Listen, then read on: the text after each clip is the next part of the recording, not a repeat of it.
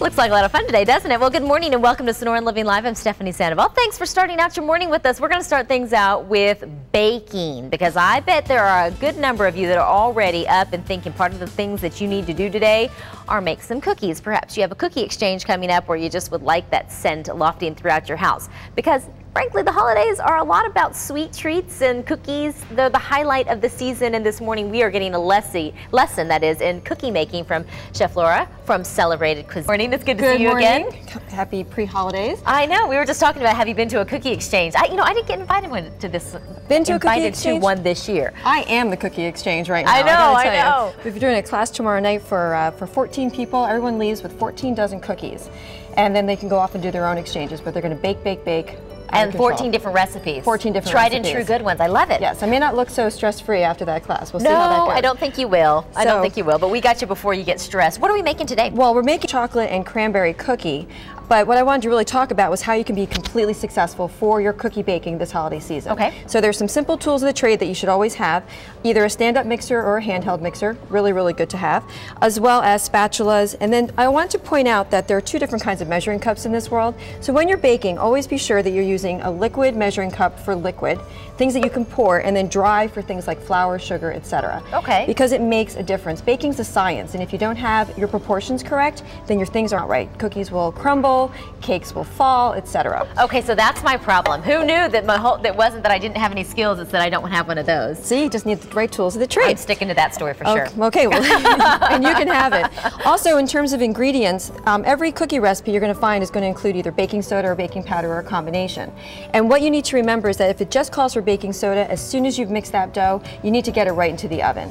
But if you're using baking powder as well, then you actually have an insurance policy and you have a little extra time. Would you say that again so people can get that? If it just calls for baking soda, you want to get it mixed and get it into the oven immediately. Okay. And if it calls for baking soda and baking powder, you have an insurance policy because the baking powder actually reactivates when it hits the heat of the oven. Okay, very good. Otherwise, what you can do to make it a little stress-free is you can actually portion out all your dough like this and refrigerate it, and then pull it out and go right into the oven if you wanted to have really warm cookies from the oven. Okay, now you're just getting out of control. If we have nice and moist cookies, then I figure it's a success for most of us. The other thing too is when you're going to do your mixing process, we really want to make sure you cream your butter, okay? So butter gets creamed first and it's going to get that nice light color.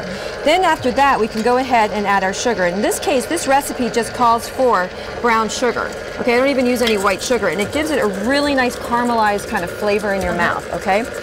So we're going to go ahead and cream the butter and sugar together, and then the last thing we're going to add to this equation is our egg and our vanilla. And in terms of the vanilla, we're only going to add about a teaspoon of vanilla extract, and try to use the real stuff. Don't go for the imitation. It enhances the flavor? It enhances the flavor. It's maybe only a couple dollars more, and it makes such a difference in the overall result. And then last but not least, we'll add our egg. Now, this is where your next science comes in. Make sure you're buying large eggs at the grocery store. Don't buy medium, don't buy small, don't buy jumbo, but your large egg is always going to be what the recipes have been written for. Okay, once this has all been combined, you always want to take a moment, stop, you want to scrape everything, and then the last thing you're going to do is add your dry ingredients right before you add whatever chips and fruit you're using.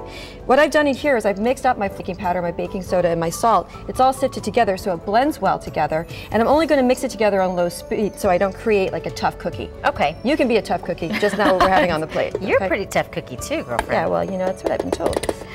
So get all that in there, and then, of course, do yourself a favor. When you bring your mixer back on, start at low speed so you don't end up looking like Santa Claus. And so you do recommend putting all of our dry ingredients in a separate bowl? You always want to mix your dry separately. Yep, mix them together, sift it, and then it all gets blended together. And you'll notice too, I kind of had everything lined up in the order I was going to use it. I'm not just doing that for show, that's what I do. And this way I have a double check that I included all my ingredients in the actual recipe. A lot of times, you know, we go and we try and make the recipe double. Let's say we need to make more. Do you recommend just doubling everything, or are there mistakes that we can make when we're trying to increase that recipe and get a little more out of it? If you're baking, it's pure math, okay? Baking is math and science. So if a recipe calls for a cup of flour, and then you're going to go to 2 cups of flour. Okay. Just make sure you never pack that flour in. It should be the only thing that ever gets packed into a measuring cup is brown sugar. Everything else just gets lightly That's mistake number 3 I've made. I promise you I do not bake very well. I think you need to come to our cookie class tomorrow. Well, great. And then at this point, the last major tools of the trade for making successful cookies, one is a portion scoop. This way I can scoop out my dough just like this, and then I can plop it down, okay, and you can finish the trend if you want. And what you're putting that on, this is a Silpat. This cone baking sheet, it can go in the oven up to about 500 degrees, nothing sticks to it. Okay. And the coolest part of all is, you know how the end of the recipes it says to move to a rack to cool? Yes. You don't have to do that. You can just pick up this little sheet here and drag it off the tray, so you don't have to move those cookies where they inevitably break. Now you'd have no broken cookies. What about freezing? If we were going to freeze these, would we freeze them at this point or at this point? I would freeze them after they were baked. I'd refrigerate them before, freeze them after. Okay. Any thoughts for just thawing them and this? Do we reheat them? Oh, just thaw them out. If you want to pop them in the oven for a sec, you could, but you really don't need to. Very good. They're all good. 14 dozen, huh? In one day? In 3 hours. That's crazy. I hear the little bing of the timer in my sleep. I know, I'm sure you do. Okay, you know what? You can find out how you could perhaps be part of her next class over at Celebrated Cuisine in this recipe for the cranberry white chocolate cookies. There we go.